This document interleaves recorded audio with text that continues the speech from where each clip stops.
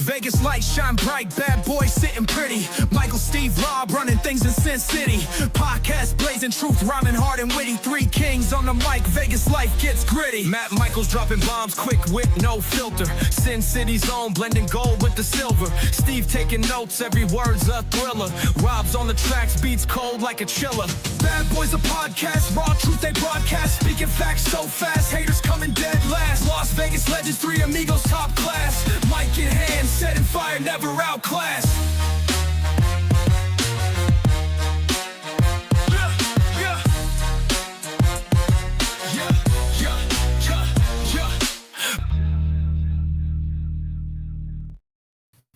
Hey everybody, Matt Michaels, Sin City Steve, Rob Bossoleri here on the Vegas Bad Boys of Podcasting.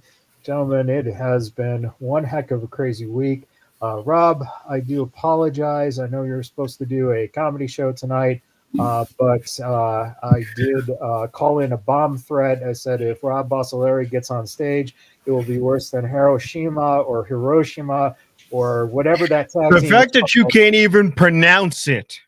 Oh, they were Okay. a tag team. It was a You Japanese don't even tag know team. how to be Hiroshima racist and properly. Hiroshima, they were the Atomic Powers. Okay, they were a tag team in 1972. They won the New hold Japan titles, and they were fabulous. Okay, and the only person who could bob more than those two were you. Anyways.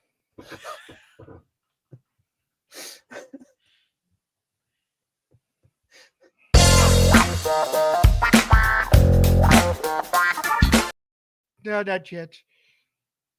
Got to make him wait for it, you know? You got to build up the anticipation.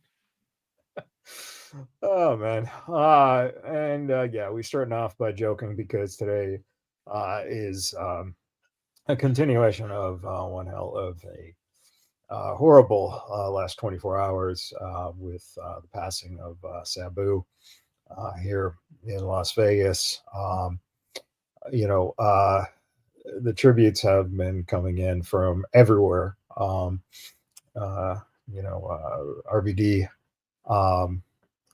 right here. This is WrestleCon just 3 weeks ago. This was crazy to just think that was just 3 weeks ago. And Rob had this to say, here we were just a few weeks ago at WrestleCon. You never know when it's the last time you'll be together when it comes to this. Sabu was as irreplaceable in my life as he was in the industry. Y'all know how important he was to my career, and you know how much he meant to me personally. He's been a tremendous influence since I was 18 years old when I met him. Learning to be an adult while you're in the crazy environment of this business can go several different ways. I'm proud to have been able to carry on so many of Sheik and Sabu's values, both in and out of the ring. Sabu helped make me the wrestler I am, the person I am, and I'll always be proud of that and grateful. AEW and WWE both had tributes. WWE is saddened to learn that Terry Bronk, also known to wrestling fans as Sabu, has passed away. It extends its condolences to Sabu's family, friends, and fans. AEW said AEW and the wrestling world mourns the passing of Sabu. From barbed wire battles to unforgettable high-risk moments, Sabu gave everything to professional wrestling. Our thoughts are with his family, friends, and his fans. Brian Cage posted a photo of Brian, Taz, Hook, and Sabu. So this photo was already great the first time I posted it, but now it just became something much more. Sabu was a legend, innovator, and inspired so many. Happy to see the amount of love and praise for Sabu as he has passed. After his crazy retirement match a few weeks ago and his last public appearance last weekend, a bit eerie to have him pass suddenly. But his name and career lives on. R.I.P. Sabu, or as RVD said, wrestle in peace. And there's our own Rob just a couple of weeks ago with Sabu. Thoughts on Sabu? Steve, if you want to go first. Obviously Sabu was influential to everyone in the business, but also I can't help but be candid about things. It was the mid-90s. I was pretty jaded with the sport of professional wrestling. And somebody at my high school, there you go, I just dated myself. He Oh, talked up ECW, which I hadn't heard anything of, and I was honestly, I had fallen out of favor with WWE or WWF at the time. Wasn't a fan, but I checked out ECW and I saw Sabu doing some crazy shit that I, up until that point, had never seen done in the ring. And just the way that he was able to vault off of chairs, use his body as a weapon, and then of course, his barbed wire matches. He truly was an innovator in the business, especially in the realm of hardcore wrestling. And realistically, had I not seen Sabu in ECW, I don't even know if I'd be doing this podcast right now, just to keep it a buck, because ECW brought me back into pro wrestling, and I've been in ever since. And I owe a lot to that, to Sabu. And it's very, very eerie. The first person, the first name, if you will, that I saw during WrestleMania week here in Las Vegas was Sabu. He was at a Knox Pro show, maybe 20 people in the audience, but Sabu was there, man. He was all over everything WrestleMania weekend here in Vegas. And it's very eerie that, right after all that stuff ends, the dust settles. Unfortunately, he passes. So, yeah. Rob. peace. Being a New Yorker, that's the first thing you remember is MSG Network 2, 3 in the morning. And Sabu is the one performer that you didn't get to see because he was the premium performer. You would maybe Tajiri for free, or Al Snow, or maybe like I think Bam Bam Bigelow a few times, perhaps on ECW. But when it came to Sabu, that was the pay-per-view. And you would see the commercials running and go, oh my God, this isn't WWE, it's something better. This is something better. All of my friends in the high school in Lakeland talked about WWE, talked about WCW, but the wrestling fans had on ECW shirts and had on Sabu shirts. And then to go to I'll fucking say it, a midget wrestling show with a comic friend of mine, Adam Dominguez, and he goes, dude, Sabu's here. Where? It's at the Nerd Bar, dude. He's sitting in the freaking Game of Thrones chair. Like, what the fuck? All right, you're shitting me right now. Now, this guy hasn't been limelight for years, but it's Sabu. Okay? I treated meeting Sabu as I would treat meeting The Rock or John Cena or Hulk Hogan. He's on that level. So there he is. And there he is in the picture. You got Tylee, Texas. You can look her up. And I'm going, this is surreal. And then the following week at Mr. Respectfully Lex Las Vegas show on Wednesday, we're going to plug it because we're doing a tribute to him at the Spotlight at 10 o'clock on Wednesday at Ola Abibi. The Wednesday after WrestleMania, there he is again.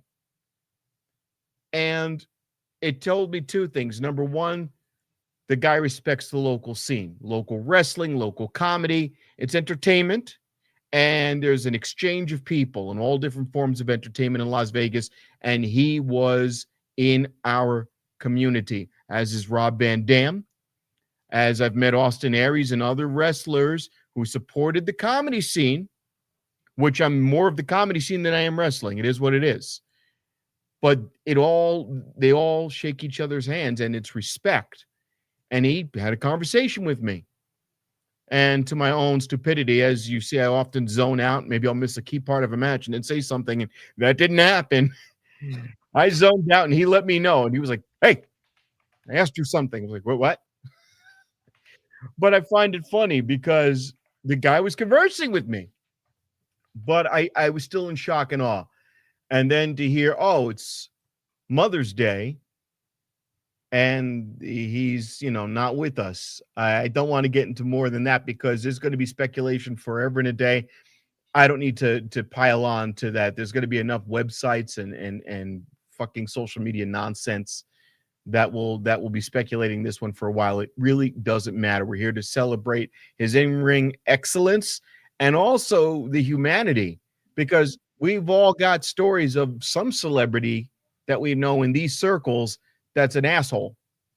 You know, and not the kind of asshole that we're chanting their name just to get a pop, but an asshole because they are fucking lowlives and they don't treat their fans with any respect. That's not what I got from him. And also, I said, hey, Sabu, I remember I met, like a freaking mark that I am, I met John Moxley a long time ago and he was still rocking the Dean Ambrose moniker. I called out Dean 9 times. That dude didn't give me the Oh, yeah, I forgot. So Sabu, boom. And the first words out of my mouth to the guy were, my condolences for Jeannie.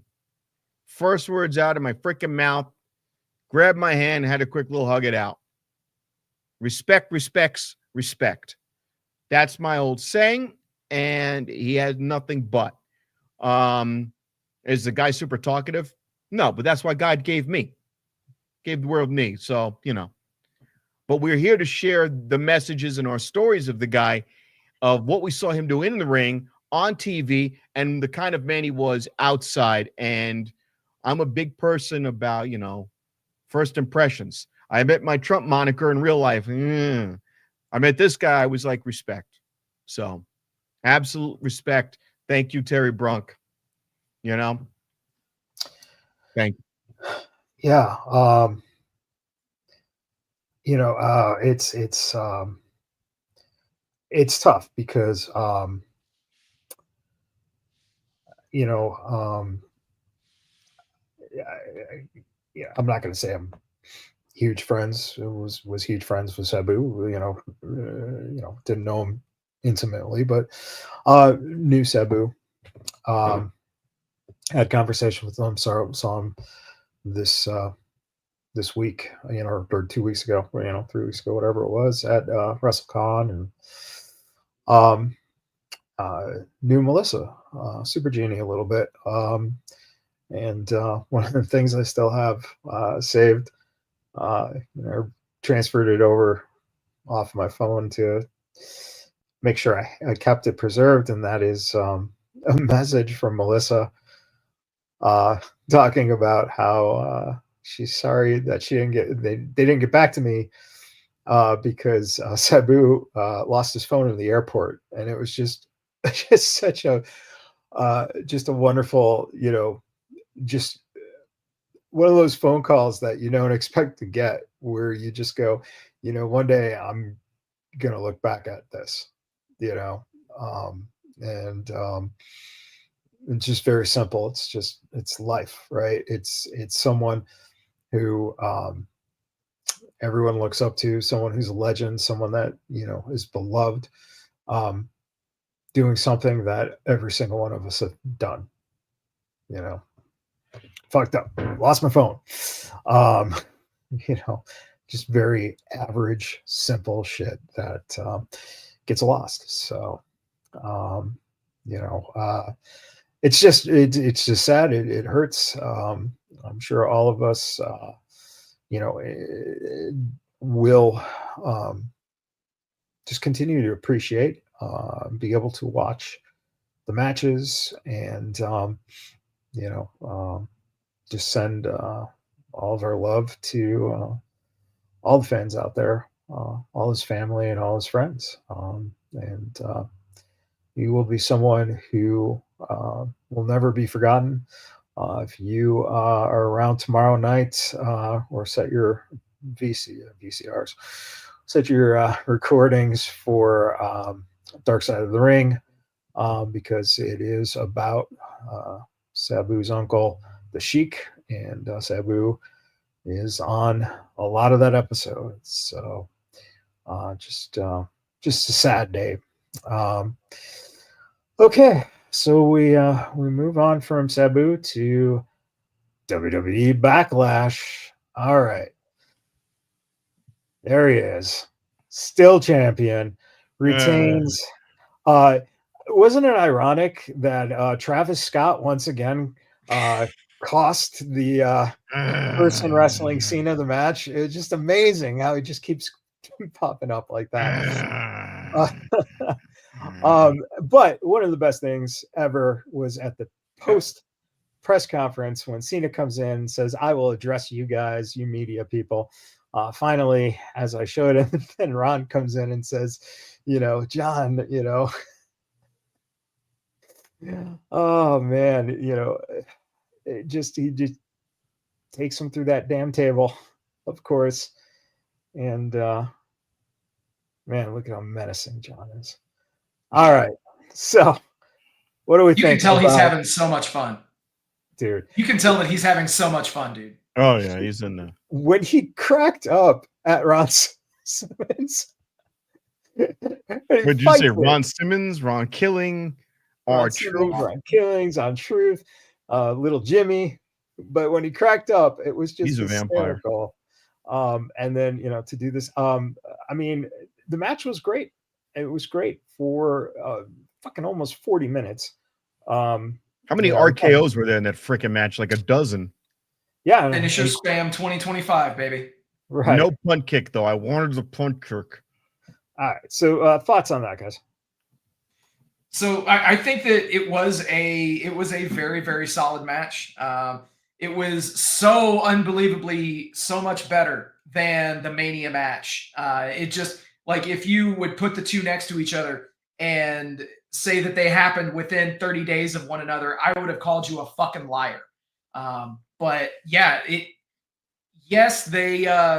can say that certain things were contrived and, it was finisher spam and all that kind of stuff. But at the end of the day, the people in the building for that match and for that show went fucking ape shit for every single spot. So at the end of the day, that's really what matters, is that you're doing it to get a great reaction out of the crowd, and mission fucking accomplished with that match. Now, was it the best match on the show? No, but I'm sure we'll talk about that. But yeah, at the ages that these guys are, amazing, amazing job putting on that high quality match. For me, it was a spam of RKOs, and it was a spam of attitude adjustments, and on and on and on. And the shit with the refs, the switching, changing of hands with the refs, nonstop, was a bit much. But I was screaming. You know what it was? As annoying as I found that to be, I was screaming at the TV, which is the desired result. Exactly. I'm the fucking ref again. They got the reaction out of you that they wanted, bro. Exactly, because it had me. I'm beyond the edge of my seat. I'm up in arms screaming.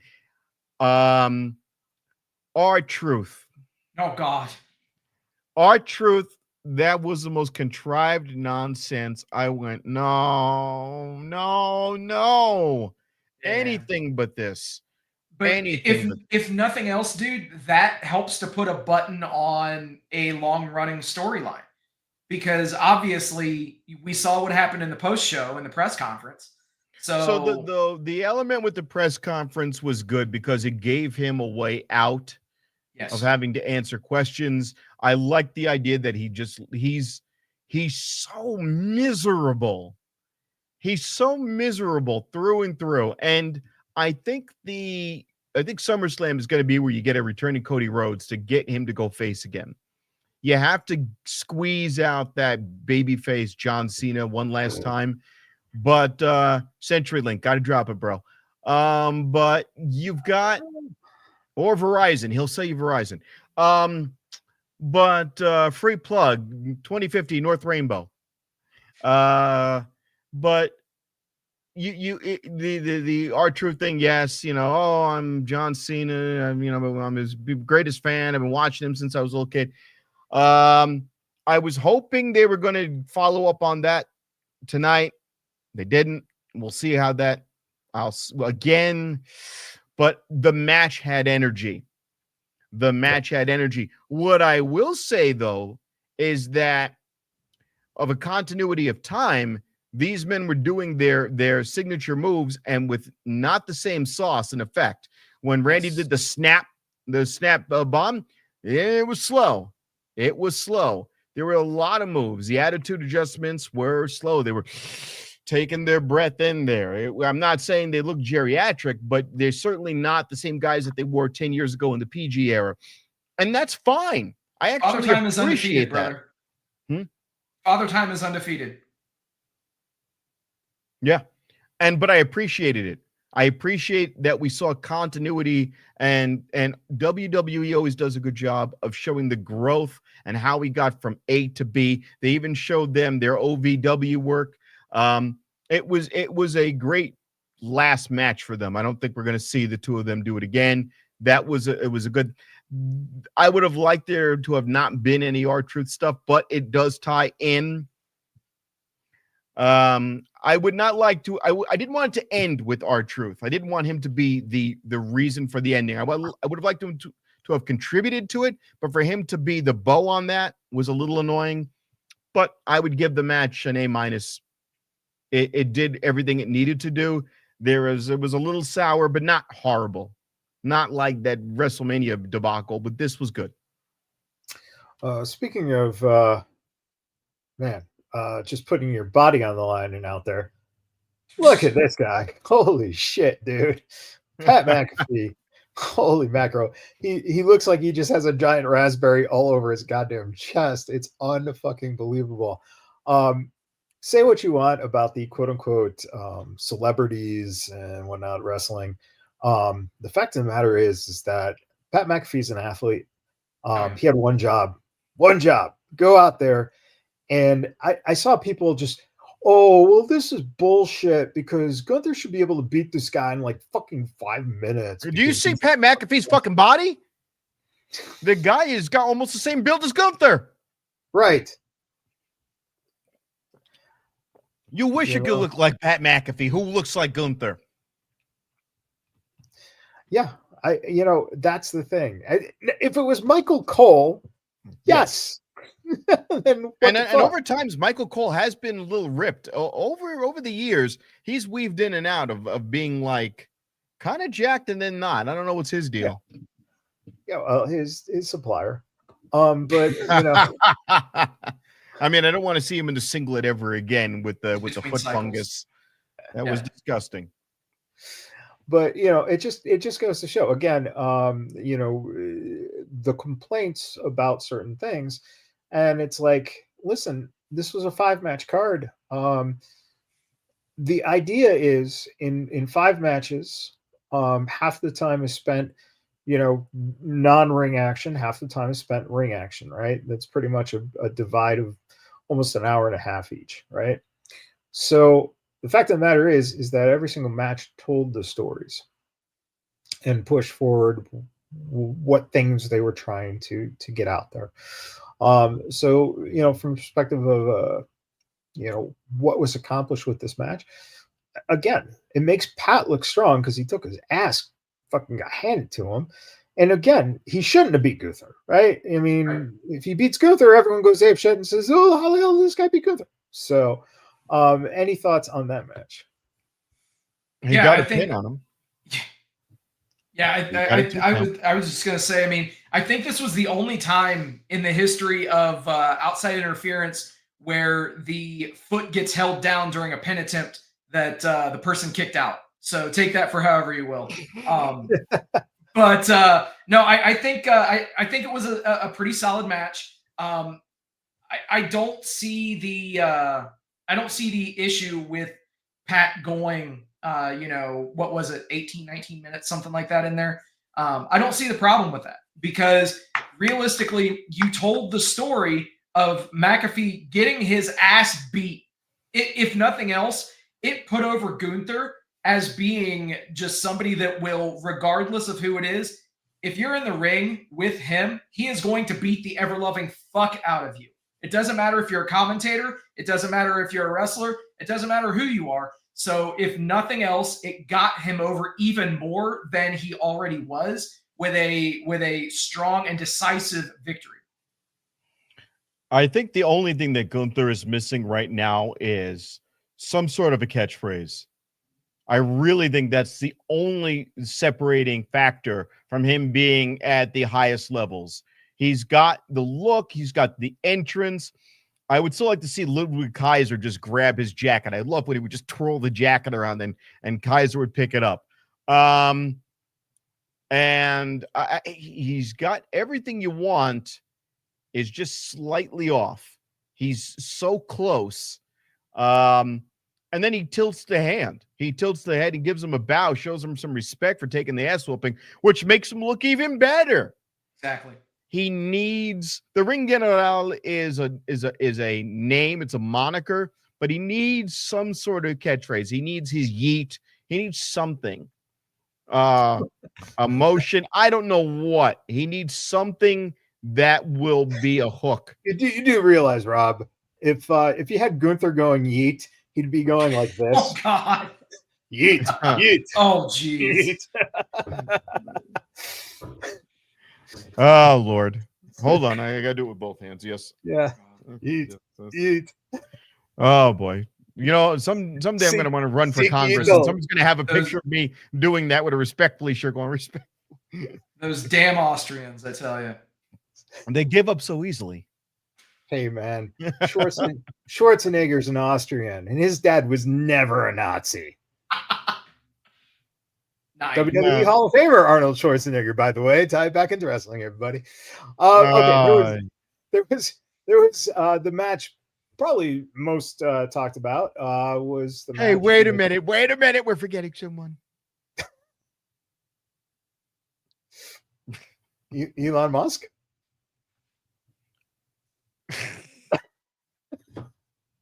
My father was working on a ME-262 electric jet. It was going to be revolutionary, and would have taken out all of the Tuskegee Airmen single-handedly. He was working on that. We want to honor that legacy. Yeet Heil. Yeet Heil.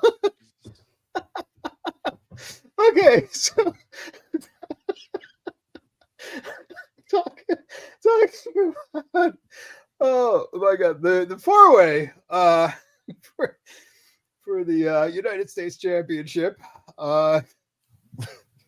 We had Jacob Fatu defending against LA Knight, Drew McIntyre, and Damian Priest.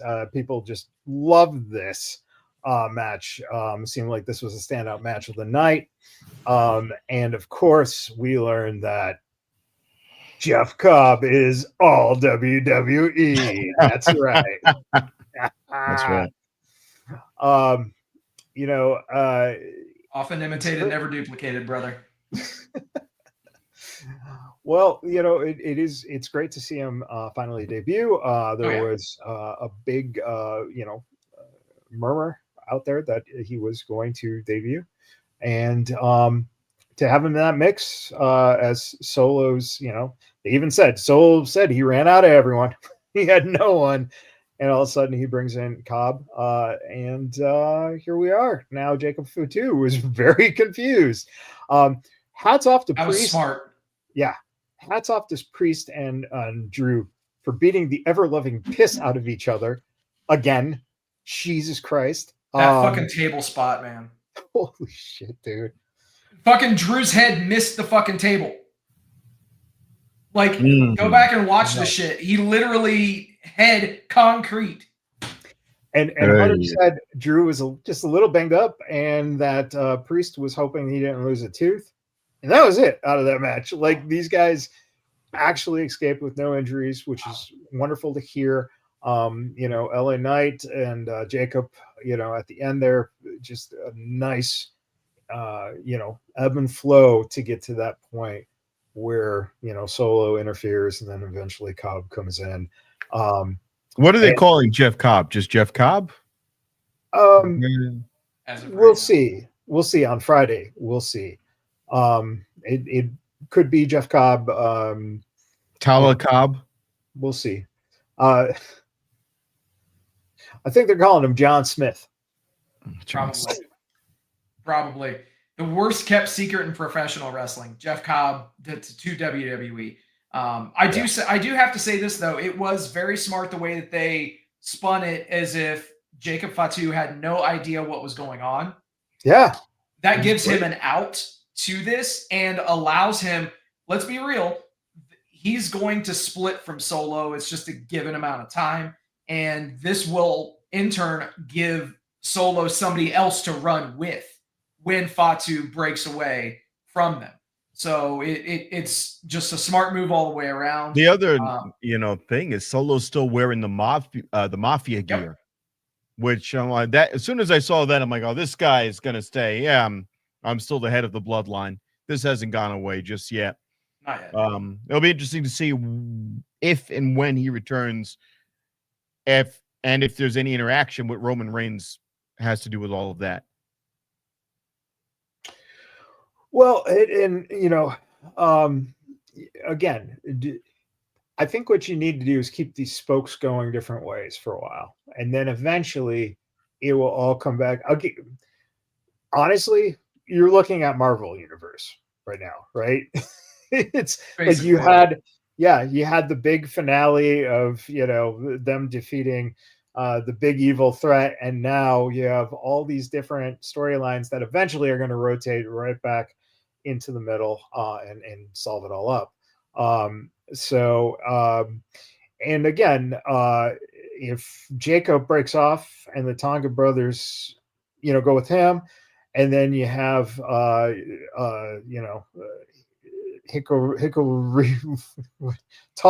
Tonga, he could go with Cobb and Solo, and now you got 3-on-3.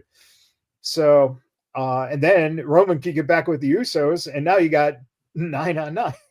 You got a 9-way tag, right? See, so it all does kind of come that way.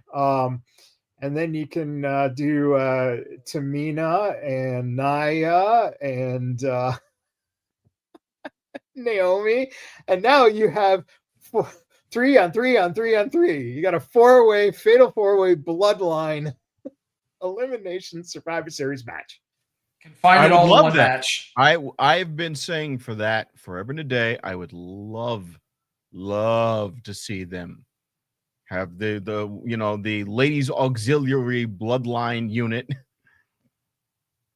No, but that's what I want it to be, just freaking insane. I want one day they just have a run into bloodline people. Just boom, boom, boom, boom, boom. Oh, there's Nia Jax. There's and then they all come out and it's just a big clusterfuck. And I'd like to see it at a Survivor Series. It's the only one that makes sense. War Games, Bloodline versus everyone. That would be amazing. Not this year. Give it a year to simmer. Please, WWE, do the right thing. Do the right thing. You kind of owe me $2,500 as is. Do the right thing. I'll prorate it. You owe me $750. The main match. The others were good. I'll prorate it. Give me one good Survivor Series, just one, no chili peppers around the neck. Let's just get a bunch of people coming out. Then when they bitch about it, The Rock shows up, if he ever chooses to, So you're saying you don't want him to do it under the bridge downtown? So look who's back, Alexa Bliss. Oh, yeah. Man. And look at this guy. And of course, Alexa did comment, this guy is the best. Love the excitement. And it was a picture of the reaction from the guy who they shot from Alexa Bliss coming out, which was just priceless. It's yeah. I mean, I thought Trevor Lee got released. Right? Oh man. Well, that guy released when he saw Alexa Bliss. Oh! It's like Rob when Jade Cargill comes out. Not that far off. Not that far off. Again, keeping her just kind of under wraps and coming out as a surprise after, not being around for a while. Not bad. Not bad to see. A good way to do it. And was happy to see her, come out and, good little match. So, hopefully we'll see what the future holds, especially when she told Charlotte that we had to talk. Interesting. And Charlotte on SmackDown cut that beautiful fuck you guys. I'm not going to say anything else. If you guys don't want to give me love, fuck you. I'm out of here. Great. Okay. I'm cool with that. Of course you are. Of course you are. So WWE guys started talking, and especially Javon Evans. Oh boy. So him and Ricochet going at it. I'd squash him is what Ricochet said. Replying, I believe, to Happy Corbin. Javon Evans said, "My bad. I just got done training." Hold on, let me read this. You got to do this with some sauce on it. My bad. I just done training at the Performance Center on the Shawn Michaels. Something that you don't have or do, but I bet your brown egg head ass would squash me if Tony told you to. Much love, OG. And then in the response, I went something like this. Brother, I was learning from Shawn Michaels when you was like 12. Then went on to become multiple-time champion. Let me tell you, I will. Let me know when you win one little boy. And yeah, if Tony asked me, I definitely best yo. Or is that No, I beat your ass, cuz. Yeah. Ha-ha. You got to add the ha-ha because he does that. Have to. Right. And then, Javon replied, Man, you learned from HBK when I was 12 and became a multiple-time champion. Now you wrestling in front of 2,000 people every week. For a crackhead, talk about an upgrade. Am I right? And he went on to say, oh, well, brother, I was learning from... yeah. Sounds like Mr. Khan isn't giving you enough attention, so you had to come for a successful as youngin. You're giving me the most views on my post, and I'm finally helping you get the most attention you ever had in your career. All love. Oh, isn't it beautiful when that type of thing happens, and then this match gets announced for next week? What the fuck is going on in this world? Now we have to then see Ricochet come out and attack Zach Gowen for no fucking reason and get a fucking match. Come on. Hey, I'm not even going to lie. I fucking popped when he ripped his fucking leg off. Oh, Steve. He ripped his fucking leg off and I lost it. Me being that type of shit is just right up my alley on my type of sense of humor. So, it was great. Seeing Zach Gowen in a mid-card match that's not on a pay-per-view, that's on a regular episode of TV, I'm fine with. If it was a main event or if it was on a pay-per-view, then I would have a problem. But no, wait a minute. You need to have Vince McMahon going, sweep the leg! But yeah, I think that, the placement on this is, if they were going to do this at Double or Nothing, I would have a problem with it. Being as though that it's on a standard weekly episode of TV, yeah, I'm fine with it. I have no issue with it whatsoever. Clearly, this is going to be used to continue to get Ricochet over. And yes, heel Ricochet is the best Ricochet. I don't care what anyone says. He's never displayed more personality than what he is right now. And he is doing the best character work he has ever done. So say whatever you want about, the gimmick, him being a nerd, a geek, whatever. But heel Ricochet is the best. That's just I him. know. Oh, I know. That's just him, who he is. I mean, that's. But it's awesome that he's able to display it. Right, but I don't give a shit about his character being fucking great. I give a shit about the fact that Zach motherfucking Gowen in 2025, after all the fucking bitching and complaining about, Vince gave a shit for years. God damn. This motherfucker, out of all people, is who you dig up to bring in, and then you fucking, just so he can wrestle in front of his kids. This guy. No. What you do is you take him, and then you remember the Sarge back in TNA the vet with one leg. Between the two of them, you've got one able-bodied person to fight Ricochet. A new tag team, the Able Body. There you go. They just come in like a belt strapped around them. Okay, you use the left leg, I use the right one.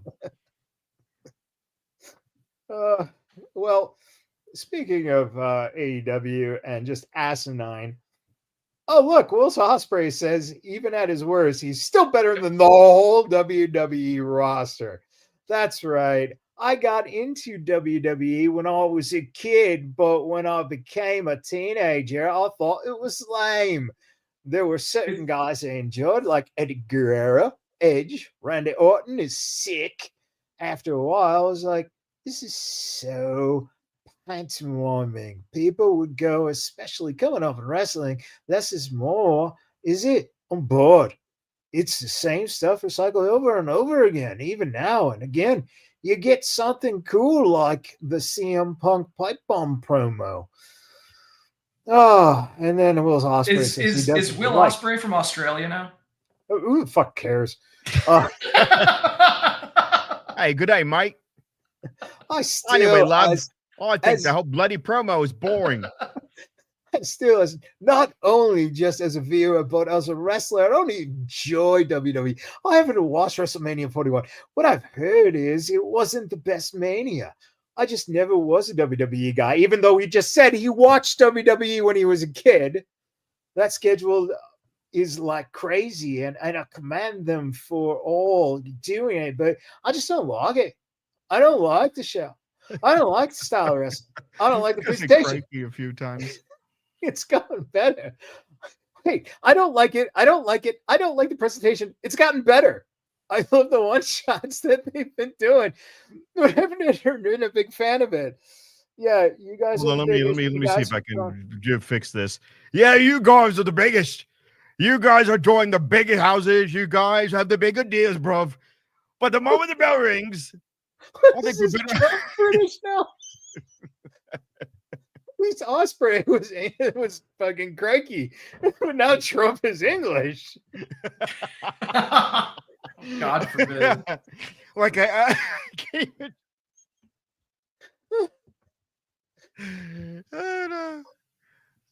I honestly think on my worst day that I'm better than the whole locker room. They've got billions and billions of dollars. And you know what, bruv? We like the word bruv. I'm better than each and every one of them. Okay, it's wrestling like never seen before, bruv. And Virgil Peterson Jr. said, honestly, fuck Ospreay. The ability to perform 500 cool moves doesn't mean anything. If you have zero concept of theory and psychology, I have yet to be impressed by any of his work. Who the fuck is Virgil Peterson? Yeah, might as well have just gotten somebody named Smart Mark 84. What the fuck is Virgil? Yeah, I got to be honest. My ignorance, I don't know who the fuck that is. So while we're pulling quotes, I don't know if you have this in your massive list of images, but Dave LaGreca had the former Baron Corbin, Bishop Dyer, on the show on Busted Open this week. I don't have that one. I'll tell you. Okay. Anything he says, it wouldn't surprise me at all that you don't. But realistically, he spoke the common sense with it. He said, I love the comments. He backs up his comments. He's not burying anyone. He's not burying a company. He even talks about Triple H. He doesn't know him. He's not taking shots at him, even though I think Triple H has taken a shot at him before. I think Hunter said one time, I don't want guys who don't want to work all the time. AEW's pumping out more shows than WWE might at this time with how many shows they're doing a week, because WWE is not doing live events anymore. Okay. Whatever. But realistically, this is the part of the quote that I have to underscore. So I'm behind what he said. It offends me zero. It shouldn't offend anyone. He's taken pride in his place. He said it in his promo last night. Like, this is where it's at. And I think it's a great guy to have the flag and plant that flag in the center of the ring and say, come and get it, you sons of bitches, which is exactly why he's winning the title at All In Texas, just so he can have these types of unhinged rants while carrying the AEW world title Yeah, I'm all for it, man. I'm all for Ospreay popping off because why not? We're talking about it. It's fun. Yeah. My thing with Ospreay is though, it's not even Ospreay. Forget Ospreay. And bar none, he is the best in-ring performer of this generation. He can be, but he's on a promotion. In-ring, I'm stipulating in-ring. He's on a promotion where he can ride on the vine because they fucked around with Moxley now. How many months now? They're not going to allow that to happen, dude. Realistically, anybody can see that they are going to do the title switch at their biggest show of the year. Sure. So that's all it is. How long does he have it? How long did you give him a year like Cody Rhodes? Dude, I would say give him the title up through the end of 2025. Absolutely. Absolutely. Which is still half of Cody Rhodes' tenure. The reason why I say that is they don't treat their baby faces well. Not as of late. No, hold on. Not baby faces. They don't treat the people who aren't former WWE superstars. Right? MJF, right? Swerve, right? I'm assuming Ospreay goes the same way. What, world champions? What I'm saying is, MJF what Rob said is holding the belt. These guys don't hold the fucking belt. You know who does? John Moxley, who wants the belt again for a fourth fucking time. Chris Jericho, who doesn't need the belt. You know what I'm saying? These guys don't need that shit. Ospreay does. And if he doesn't get a run of over a year and you don't build your company around him, go fuck off. Agreed. I don't give a shit if you quote unquote are the best wrestler in the fucking world. You have no defined character. All right. What is Ospreay? I don't know. He's just a fucking Brit who comes out and fucking walks around the goddamn ring where he can't even find a goddamn camera. That really annoyed me in his promo this past week. Is the guy couldn't stand still. He looked like he was fucking on fucking meth. Maybe he had some accidentally as he was walking by Gorilla, some like fucking white stuff just kind of flew up and he just actually, oh shit. All right, yeah. You know. I love Mr. Combrov. He's got the best snow. But direct it, focus it, find a fucking character, develop it, grow it. That's the thing. What would you say right now? Because would you consider Kenny Omega to have a character? Kenny Omega has always had a character, and that has been that cleaner. Right? What are we getting now? What are we getting now out of Omega? Or we know what we got out of Moxley. It isn't good. If you were to put out Claudio Castagnoli, what is his character now? He's this big bruiser guy he's just a jobber. He's Moxley's heater. That's it. He's never had. There's a lot of guys on there. What is Swerve Strickland's character outside of his valet? Outside of Prince Nana. But Swerve is himself. Right. You know, if Will is being himself, the thing is, and again, you want to point out quotes. One of the bigger quotes this week was the fact that Will doesn't dress like a fucking champion. He just looks like a fucking slob. So, you know, that defines character. Character defines how you look, how you act. Look at, again, you want to bring up Cody Rhodes. The reason Cody Rhodes, he's running with that idea of the face of the company. John Cena, people are pissed. Oh, he didn't change his look or character. Well, that's the whole point of the character. Good. The one thing that I saw in AEW within the last month is Kazuchika Okada changing him and Nakamura. The two of them, I don't know if it's a Japanese thing where they wear these ridiculous baggy suits that are ill-fitting. He was coming out with these really weird outfits. And then the last time we see the Rainmaker, he's got a perfectly tailored bespoke suit. We get the idea that he is a wealthy guy. That's the portrayal. He's the Rainmaker, money coming down, and he wins like that. That's a character. With Will Ospreay, you could say that the fact that he's kind of some British gutter slob might be the character because he speaks a heavy British vernacular. Kyle Fletcher has a better character than Will Ospreay. That's what makes me mad. If this guy is going to be your face, if you're going to position this guy to be your champion, define him. Let Fletcher grow. But Fletcher fucking found it. And to me, I'm more interested in that dude and see where he goes than Will fucking Ospreay, who just comes out and says, I'm better than the whole fucking But here's my roster thing over with there. Fletcher. Fuck With you. everybody in the Don Callis family, there are no standout stars in that family. They all get cycled around. They all swirl around and they go, it's this week, it's you. It's Fletcher's you. the only one. Fletcher doesn't even belong in that fucking group. And by the way, the other guy who looks completely out of place is the new guy they grabbed from TNA. Josh Alexander looks bizarre with that group because he looks another guy who is a champion, caliber guy, and he has some sort of a gimmick. He looks completely out of place. So that's another example of people who rot on the vine. If you get sucked into the Don Callis family, I don't think Fletcher's going to become anything. Speaking of rotting on the vine, here's one person who I wish I would. Mercedes Moné declares that she is now officially the Beyonce of pro wrestling. This is our biggest pay-per-view of the year, and you're talking to the biggest star in all of professional wrestling, all of women's wrestling. I put women's wrestling on the map. So to do that in Texas, well, I am the Beyonce of wrestling, and I cannot wait to show everybody not only my gear, my outfit, the look, but just the match alone. And then Mercedes Moné has lost the Japan Strong Women's Championship. What the fuck? I mean, at least Ospreay didn't hold. Lay your belt down, down, down, down. Ospreay at least said, I'm better than the whole other company. Mercedes just said, I'm better than everyone in the world, including Beyonce. I am Beyonce. I know what I want now. I want to put Charlotte Flair on AEW. I just want to give him once. That'd be so funny. She goes, nobody can beat me. Then you hear Charlotte Flair's music, beats the shit out of her, leaves. She has a contract for one day, takes all her belts, just leaves. Alundra blazes it, dumps all the belts in the trash. Rob, you're onto something. But it's not Charlotte Flair.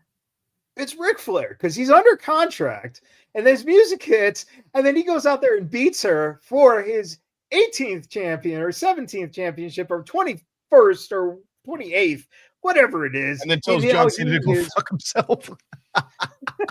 Oh, please, God, make that happen. I want somebody to lay down for Ric Flair, like at the last possible day for John Cena to say, all right, today I'm going to retire. The champ is Ric Flair. Just won an AEW. He's a world heavyweight champion. He just built Will Ospreay. What? No. I think he pins Mercedes Moné, wins the women's championship. And since she said that basically she's gone better for 9 than everyone, that qualifies the women's championship to be the biggest belt ever. So there we go. Woo! That'd be great. That would, please, God, I'm your loyal son. You know, I have anxiety problems. I've got low income. I need this. I need Ric Flair to slap this woman stupid. I need her to be crawling on her hands and knees at the end, and Ric Flair's going, I just can't help myself. It would be brilliant. And then to see the look on John Cena's face when he finds out that Ric Flair did it 18 times. Come on. Please, God, please, come on. Hold on. God, make Ric Flair champion one more time. Okay, take it from Cena. Take it away from Cena. I want to see Cena cry. He did us a solid. He's at the end of our show, but I don't care. It would be so much fun. Okay, do you want me to do it as Trump? Well, afterwards we'll do it as Trump. But please, I'm just saying, And your prayer has been answered. Oh God. Ric Flair has defeated a gorilla and is now the 19,000 time champion. The gorilla's not even in a hold in that. It looks like he's I don't know what that. Looks like he's massaging the gorilla's leg. Fucking AI. There you go. All right. So, that was that. Really quick. Shelton Benjamin, message to Hulk Hogan. You lost me forever with you don't get caught. or as you would call it, apology speech. So rather than screw up my name and pretend we ever had any sort of camaraderie, which we never had, please do me a favor and keep my name out of your mouth. And MVP had this to say, as Hulk Hogan is a big fan of Benjamin Shelton, of course. MVP said, pathological lying piece of human excrement. Wow. So the question becomes, gentlemen, how many real American beers before you fuck up like that? Benjamin Shelton. What the fuck is going on? Remember that WrestleMania where he didn't know where he was? Yeah, the fucking Silver Dome. Right, in Pontiac, New Orleans. Oh yeah. It's just crazy, especially with all of Hogan's previous. Remember he dressed up as a pirate? All right. You know, because they had to fix that. He just dressed up as a pirate. Wow. Well, you know, personally, I love Hulk Hogan and everything he's done for the black community. Oh boy. Congrats, amigo. You earned it. From Chad Gable to El Grande Americano. There. That saved it. All right. Your new speed champion. Oh my god. All right. At this point, I want give us an over-under. All right, over-under this week. I'm going to keep it really short, really sweet. The Ricochet Zach Gowen match is going to go under 10 minutes because it should go under 5 minutes, but there'll be a commercial break stuck there in the middle of the match invariably, like there is with even the most minuscule matches on Dynamite. This match should not go, like I said, even 5 minutes. Unfortunately, I see it going maybe 8, but it should not go any more than that. And yeah, by the way, that Benjamin Shelton faux pas from Hogan, fuck that guy. Fuck Hulk Hogan. Fucking, oh, dude. Yeah, exactly. Good old Benjamin. Scoop Bionic cool. Yeah, Scoop Bionic. That dude's pretty dope. You gotta love Scoop Bionic. All right, presidential pontification, please. You know, I was supposed to be on a major stage tonight, and I came here to honor some Middle Eastern wrestler. Can't even believe they had me do that. They owe me a lot of money. They owe me lots of money for that plug. We call that a plug, okay? And then tonight, we're talking about little Mercedes. No money there, okay? She doesn't even have a character name in Star Wars, okay? She's just there. She's Blue Helmet. She's Blue Helmet number 2. That's her Star Wars role. Blue Helmet number 2, not ribbed for your pleasure. Believe me. Nobody wants that, okay? What is she, Indian? She's Puerto Rican. They say she's black. I don't know. She looks like one of those mulattoes, okay? They gave her too many belts. She's got way too many belts. She's a loser. She doesn't deserve the belts. They're probably gold-plated. She probably got them on Fordham Road. Okay, they're fugazis. Those belts are fugazis. I don't know what's worse, her or Charlotte with no flair. Charlotte, no flair, or Mercedes, no money. You know what? They should have one more match at the Silver Dome because that match never happened. And just like the two of their careers, they should be forgotten. There you go. All right. Time for us to take a social media dump. And we'll start right here with this great picture of Steve Austin and the most hated man in the WWE, who's becoming the most loved man in the WWE, the Intercontinental Champion, Dominic Mysterio. Look at how cute Dom was. Where's the teardrop tattoos? He was already dropping bodies back then. He was. He's a thug for life.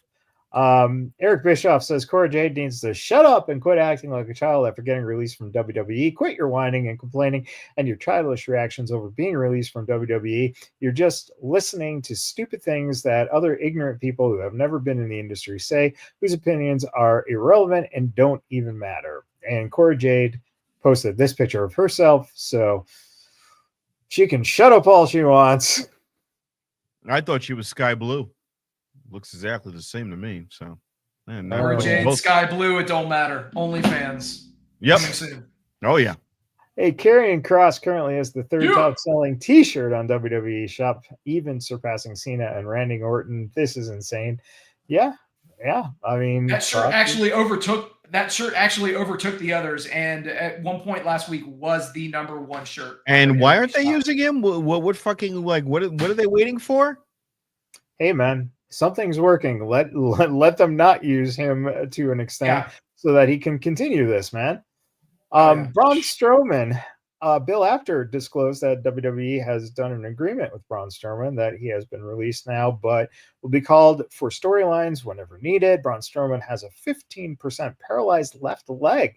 His WWE salary is too high, which is why they released him. But they have an agreement where Braun can come in and work for 3 to 4 months. Respected Triple H takes care of his employees like family. But also, Braun Strowman is getting his own show on the USA Network this fall titled Everything on the Menu with Braun Strowman. Quote, everything on the menu with Braun Strowman is a new food format with a big appetite. Each episode joins WWE legend Braun Strowman as he eats his way across America on the road for WWE, ordering everything on the menu and trying to down every last bite. I mean... Okay. That sounds actually like the best road for him to go right now, doesn't it? Absolutely. And that's how he should be used, man. Keep him as a special attraction. Have him to work maybe 2 to 3 matches a year, if that. And outside of that, confine him to doing those pre-produced shows and that kind of thing. It'll be less of a toll on his body. And let's be real, you're going to get more out of him and be able to use him for a longer period of time as a result.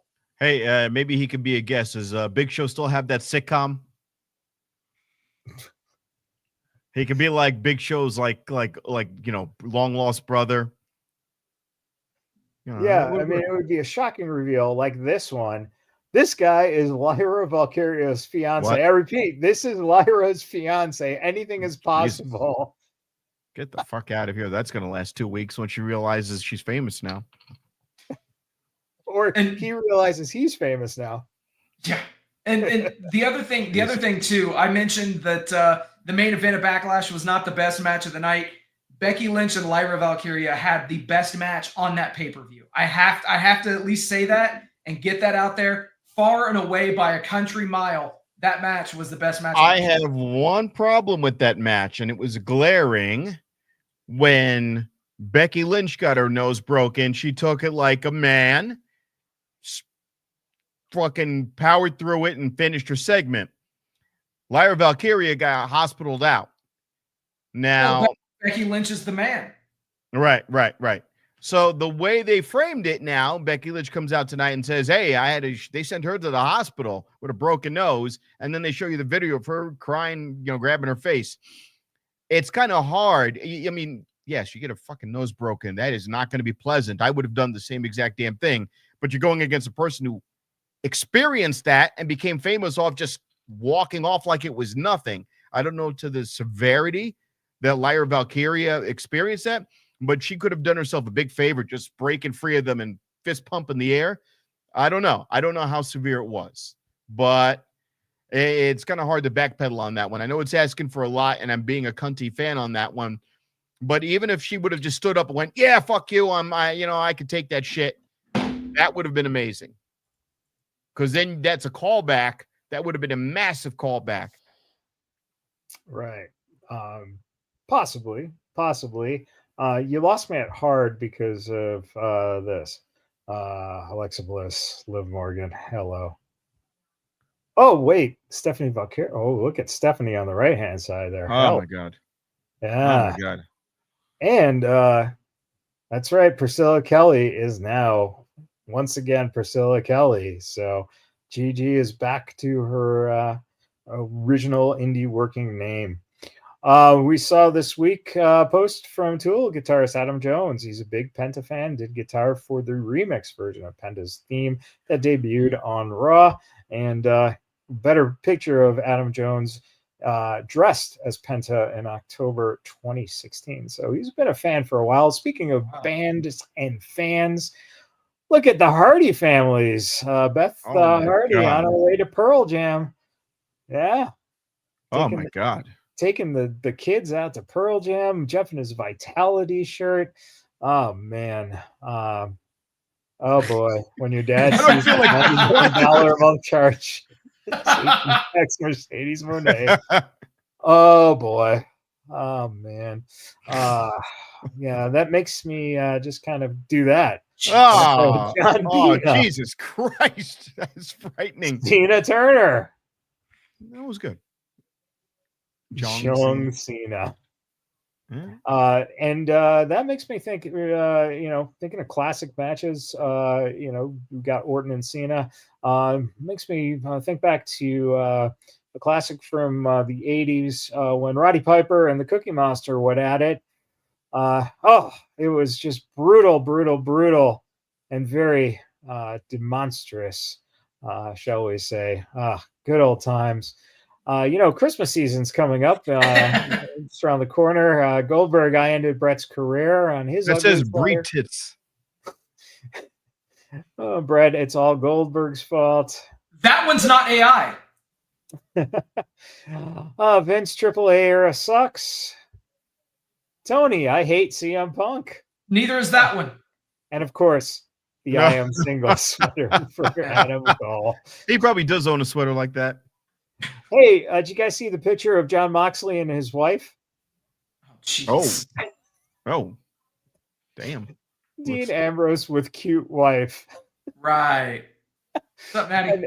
Yeah, a picture of Natty and I wanted to become a Canadian national now. Shit. John Cena just made this the Mount Rushmore of rappers turned best actors with Will Smith, Ice-T, and whatchamacallit, Queen Latifah. Yeah, why am I not surprised the white bald guy couldn't slap that name out? Well, I was so distracted by Will Smith because I was afraid that he would slap me. Okay, so. And by the way, why does Will Smith and Ice-T look exactly the same in that picture? Because it was a rendering of George Jefferson. Oh, God. See, our jokes are moving on up. Jesus Christ. Vince Russo put out a thing here. You are a Mark If, and it's a whole rant about,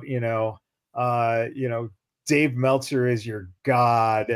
Work rate is fake. Wrestling matches is important to you. That kind of stuff. But Cornette pointed out that unsurprising news, Vince Russo can't spell orgasm as he actually spelled it. He added an I in there. Yeah. He added letters. ORGASIM. Just M. He just added Orgasm over Japanese wrestling. Steve, have you ever orgasmed over Japanese wrestling? I can safely say that I have never orgasmed over Japanese wrestling. I've orgasmed billions and billions of times, okay? I'm one of the best orgasms. No one has ever orgasmed like I have. Is that, they tell me that's a good thing, no? They tell me it depends. Did you get it in the Okada? Wait, we've got it in the Okada. It was like ramen. That's how many times I orgasmed. It was a broth. It was a creamy broth. Believe me. Speaking of orgasms, I don't know where the transfer into this, but some pictures surfaced of Owen Hart. This was great. Owen would have been 60 years old this past week, and these are some candid shots from the road, and was accompanied by the idea that when you're on the road, as long as they are, unfortunately, you don't get to celebrate birthdays, and some of the boys chipped in there to just brighten Owen's day, and just amazing to see those pictures over the year. I know, Brett, it's all Goldberg's fault. Yes, we get it. We're talking about Owen now. Come on, man. All right. And finally, in huge news, this local man thinks wrestling is real. Oh shit. Oh my. That's right. This man.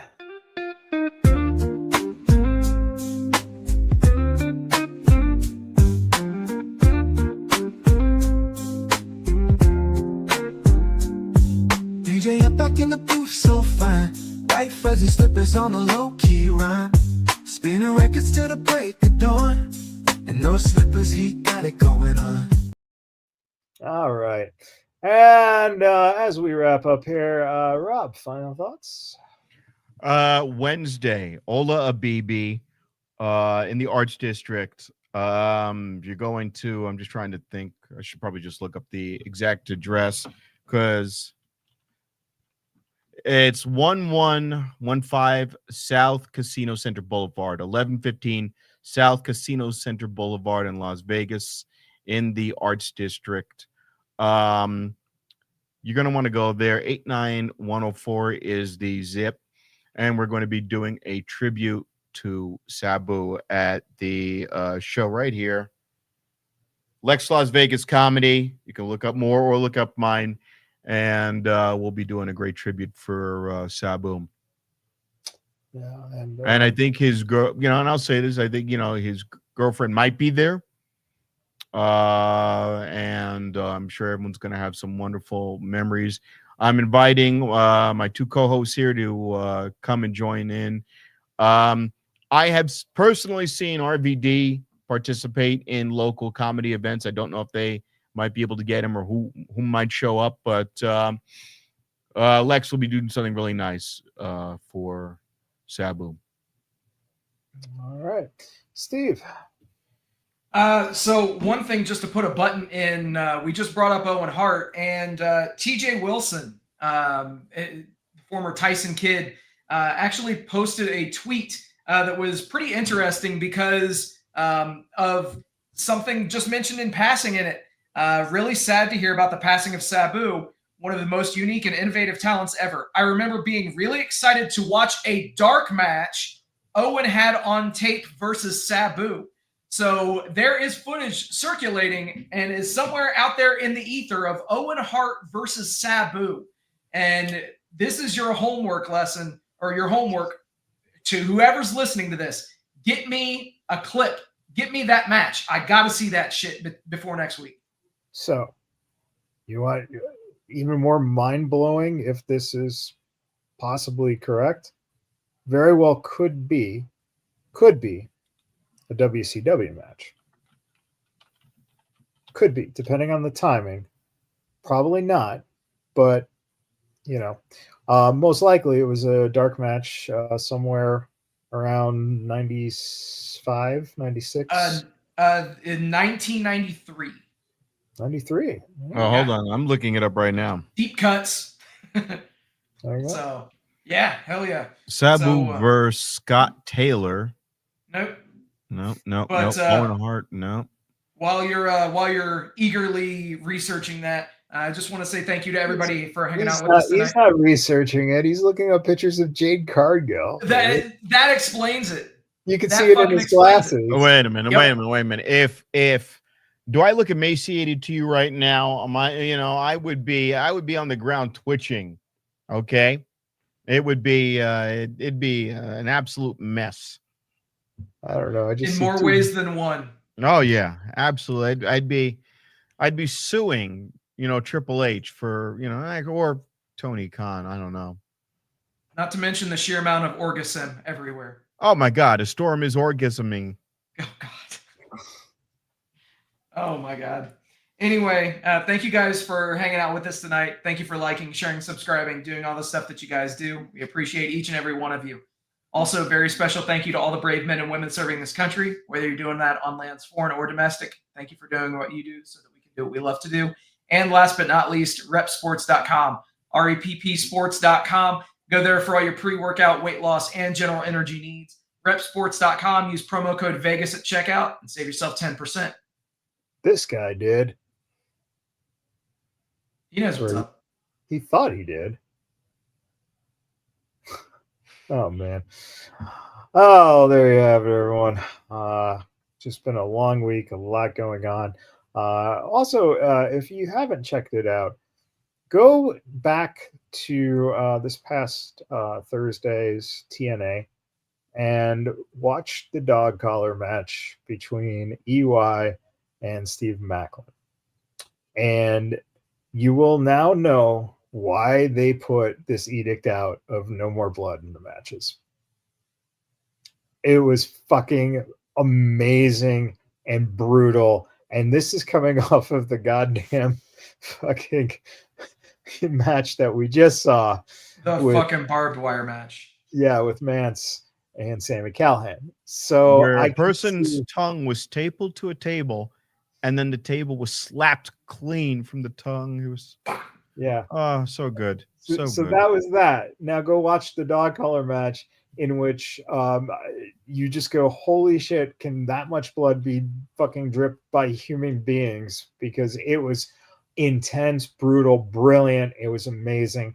And we're probably never going to see these matches again in TNA. Nope. Especially as they work closer with WWE. I mean, let's be real. I can guarantee that had something to do with it too, even though if that's not, the reasoning that's been given. It is what it is, and it's all for the best, to be honest. Yeah.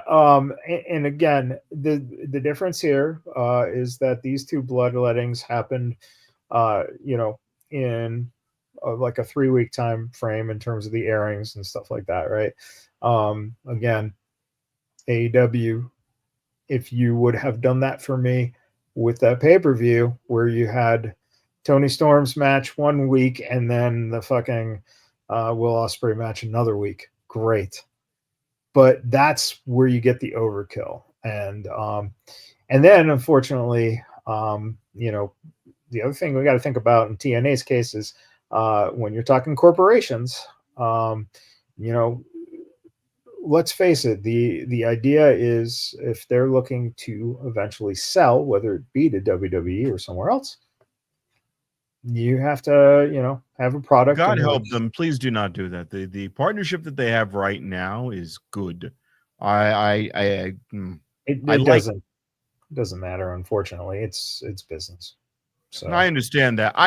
The product they have right now is the best it's been in a while. And I'm not even talking about Joe Hendry. Let's even forget Joe Hendry. Even without that, their product is fucking great right now. So I don't want the corporate death touch of anything as big as WWE, even if they mean well. Well, it's not the corporate death touch of them. They're already owned by a corporation. No, I got it, but that is what is starting to set in, because I think in just kind of gathering some information, it just there are some things that I think that some people weren't aware of. In terms it's of like when you have your favorite local bar and then you find out they're going out of business, closing the doors and becoming a PT's next week. That's a little bit of local humor for you, or Jackpot Jonies or some shit. And you're like, God damn it. Everything that was good about this is gone now. And they're not. But you're naming my favorite local bars, you dick. Fucking, they both suck. Anyways, all right. They're Charlotte Flairs of bars, Jeez. I had Jade Cargill, and now you gave me fucking 13 times Charlotte Flair. No humble, just open the ring ropes for me. I haven't done anything in a year and a half. Please. Yeah, that's how I like my bars. Comforting. 6-pack abs and nothing else. Oh, look at that ass. Come on. I can light a match on that ass. Okay, that ass has got more fucking pits in it than the 15. Oh, shit. That ass has been worked on more times than Hacienda. Okay. Yeah, well, I mean, at this point, when she farts, it goes, woo! Well, it's not when she farts. That ass has smuggled in more Mexican wrestlers. Shit. Oh, boy. Oh man. Well, on that note, Woo! Jesus, that's how we're gonna end it. That's how we're gonna end it. You want to play the Fuzzy Slipper song again?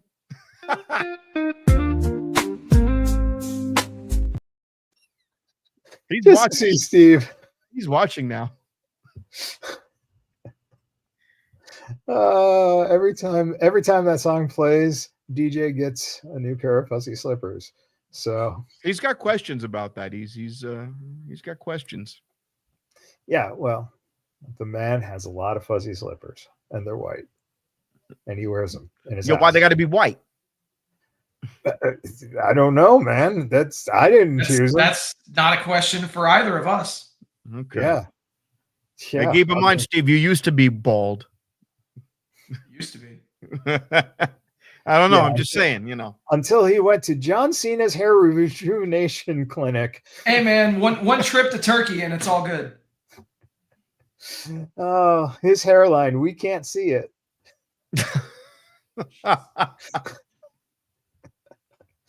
Oh my God. Mm. Oh, the last real Verizon salesman. No thanks. Respectfully. Did any of you have a great time tonight? Yeah. With that, everybody, thank you for hanging out. We'll do it all again next week. Till then, happy wrestling. Rolling up the strip under neon lights. Podcast mic is glowing in the desert night. Matt Michaels leading with the swagger tight. Sin City Steve right by his side. Alright. Rob Butcher Larry dropping truths, no fear. Broadcasting stories, make it loud and clear. From the Fremont edges to the Bellagio sphere. These bad boys rule, let me make that clear. Vegas bad boys, tearing up the scene. To Matt Michaels and the Vegas Boys of Podcasting, this is John Cena saying thank you so much